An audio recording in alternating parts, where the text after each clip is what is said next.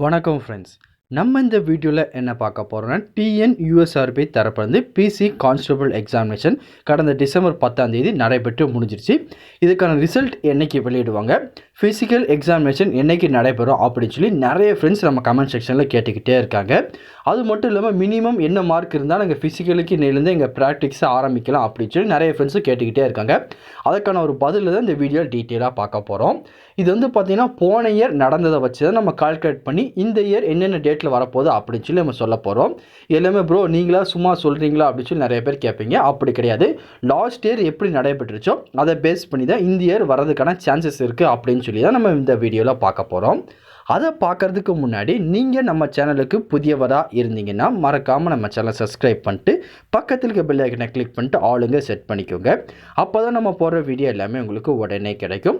இப்போது வாங்க ஃப்ரெண்ட்ஸ் வீடியோக்குள்ளே போகலாம். இதுக்கு முன்னாடி டிஎன்யூஎஸ்ஆர்பி போலீஸ் கான்ஸ்டபிள் தரப்புலேருந்து 2022 நோட்டிஃபிகேஷன் ரிலீஸ் பண்ணியிருந்தாங்க. அந்த நோட்டிஃபிகேஷன் என்னைக்கு வெளிவந்துச்சுன்னு பார்த்தீங்கன்னா 30/6/2020 அன்றைக்கி தான் நோட்டிஃபிகேஷன் ரிலீஸ் பண்ணியிருந்தாங்க. அதில் பார்த்தீங்கன்னா 3500 சம்திங் வேகன்சி மட்டும்தான் கொடுத்துருந்தாங்க.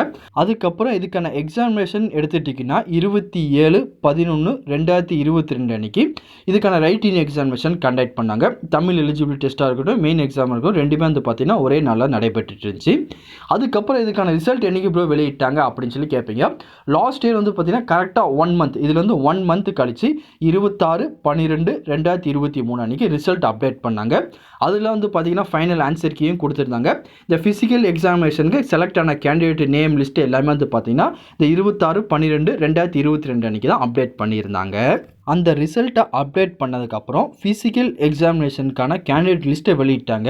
அந்த எக்ஸாமினேஷன் என்றைக்கு நடைபெறுனா அதுலேருந்து ஒரு 45-50 நாளுக்குள்ளே நடைபெறும்னு சொல்லி அதுக்கப்புறம் பார்த்தீங்கன்னா 6/2/2023 அதுலேருந்து ஒரு 45 நாள் 50 நாள் கழித்து ஃபிசிக்கல் எக்ஸாமினேஷன் எல்லாமே கண்டக்ட் பண்ணாங்க.